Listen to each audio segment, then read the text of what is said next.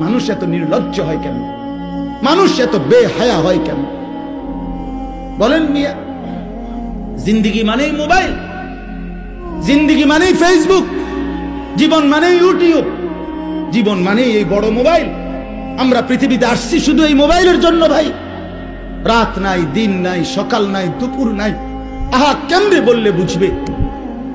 আমার মাঝে মাঝে পাগলের মতো অস্থির হয়ে যায় যে হায়, কেমনে বললে বুঝবে আমার সন্তানেরা, আমার বন্ধুরা, আমার ছেলেরা, আমার যুবক যুবতী বোনেরা, ভাইয়েরা কেমনে বুঝবে যে এটা তো তাদের জিন্দেগি শেষ করে দিচ্ছে, জীবন শেষ করে।